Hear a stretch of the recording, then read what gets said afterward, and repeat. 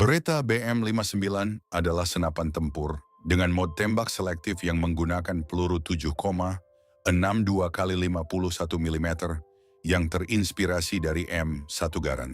Dikembangkan pada tahun 1957 hingga 1958 oleh insinyur Beretta, Vittorio Valle, dan Domenico Salza untuk memodernisasi senapan M1 Garand yang dipasok Amerika Serikat untuk standarisasi NATO.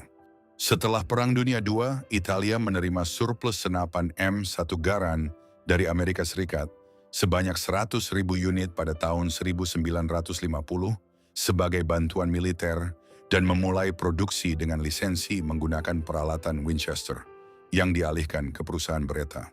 Sebagai anggota NATO, Italia menghadapi tekanan untuk melakukan standarisasi pada peluru NATO, yakni 7,62 kali 51 mm yang diadopsi pada tahun 1954. Sementara itu mereka mencari senapan tempur selektif yang ekonomis. Untuk menggantikan senapan Carcano yang sudah usang dan melawan ancaman yang sudah ada seperti AK-47 Soviet, tanpa harus mengeluarkan biaya untuk desain yang sepenuhnya baru. Pada tahun 1957, Insinyur Beretta memulai modifikasi pada M1 Garand dengan mengubah kalibernya menjadi 7,62 NATO. Dengan penggunaan magazin kotak 20 peluru yang dapat dilepas dan menambahkan kemampuan tembakan selektif yang terinspirasi dari mekanisme M2 Carbine. Kemudian prototipe senapan ini selesai pada tahun 1959 yang menampilkan pilihan laras yang dipersingkat menjadi 19 inci, penghenti gas untuk peluncur granat, dan muzzle device multifungsi sebagai dudukan bayonet, kompensator, dan penyangga granat.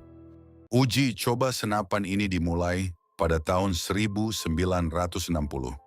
Kemudian diadopsi oleh Angkatan Darat Italia pada tahun 1962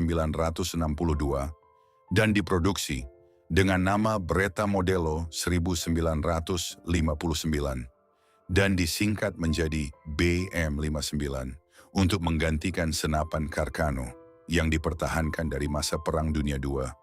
Beretta BM-59 mewakili evolusi yang signifikan dari M1 Garand dengan menggabungkan modifikasi untuk mengadaptasi senapan semi-otomatis untuk operasi tembakan selektif. Perubahan ini mengatasi keterbatasan pada sistem clip and block 8 peluru kaliber 3006. Dengan magazin kotak baja 20 peluru yang dapat dilepas, magazin ini dilengkapi dengan follower berlapis krom dan titik pengunci yang diperkuat sehingga memerlukan modifikasi pada receiver untuk lubang magazin dan mempertahankan pemandu klip pengisi untuk pengisian darurat. Pelepasan magazin dilakukan melalui kait yang berbentuk dayung di bagian belakang lubang magazin. Kemampuan tembak selektif diperkenalkan dengan kelompok pemicu yang diproses dengan mesin yang menampung mode semi-otomatis dan full otomatis melalui sakelar pemilih yang dipasang di samping.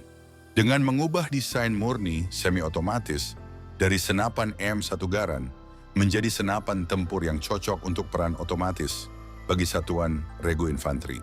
Sistem gas pada senapan ini disempurnakan untuk siklus yang lebih cepat di bawah cartridge 7,62 mm bertekanan lebih tinggi, termasuk silinder gas berventilasi yang didesain ulang dengan dudukan bipod integral dan katup pemutus untuk memfasilitasi peluncuran granat.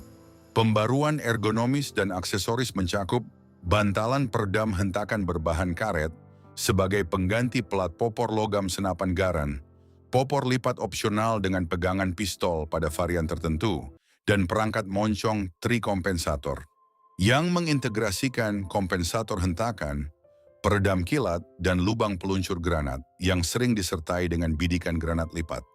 Modifikasi ini secara kolektif meningkatkan kemampuan pengendalian, mengurangi berat dalam beberapa konfigurasi, dan memperpanjang kelayakan platform hingga era Perang Dingin tanpa desain ulang secara keseluruhan. Senapan ini dioperasikan dengan mekanisme piston gas langkah panjang yang diwarisi langsung dari M1 Garand dengan menampilkan sistem gas yang dimodifikasi dengan katup pemutus untuk mempermudah peluncuran granat senapan. Gas hasil pembakaran dari laras mendorong piston ke belakang untuk mengoperasikan bolt carrier, untuk membuang selongsong peluru kosong, dan setelah selongsong peluru terbuang, bolt carrier bergerak ke depan untuk memasukkan peluru baru ke dalam laras. Mekanisme ini memastikan pengoperasian semi-otomatis yang andal dengan varian tembakan selektif yang menggabungkan mode full otomatis yang mampu menembak sekitar 750 peluru per menit. Senapan ini tetap mempertahankan gagang pengisian di sebelah kanan dari senapan garan untuk pengoperasian manual dan menambahkan saklar pemilihan di sebelah kiri pada mode tembakan selektif untuk beralih antara tembakan semi-otomatis dan full otomatis. Pengaman pada senapan ini menggunakan mekanisme pengaman tuas yang terletak di depan pelindung pelatuk pada plat berlubang, dioperasikan secara ambidextrous agar kompatibel dengan furnitur kayu pada senapan. Untuk spesifikasinya, senapan ini memiliki panjang keseluruhan 43,1 inci, panjang laras 19,3 inci, berat 4,4 kg, kecepatan tembak 750 hingga 800 putaran per menit, kecepatan peluru 830 meter per detik, jarak tembak efektif 600 meter, jarak tembak maksimum mencapai 3.000 meter. Alat bidik menggunakan bidikan yang sama dengan M1 Garand, yakni tipe lubang intip di belakang dan tiang logam di depan, serta terdapat juga alat bidik peluncur granat. Senapan ini memiliki beberapa varian lain yakni BM59 Mark I, varian dasar dengan popor kayu konvensional dan pegangan berbentuk semi-pistol. Mark II dilengkapi dengan pegangan pistol logam, bipod integral, dan moncong kompensator yang cukup unik. Mark III Ital atau Truppe Alpin dirancang untuk pasukan yang bertugas di pegunungan Alpin, dilengkapi popor lipat dan pistol grip. Mark IV dikenal sebagai model Nigeria, menampilkan laras yang lebih berat dan pelindung tangan yang lebih panjang untuk operasi militer.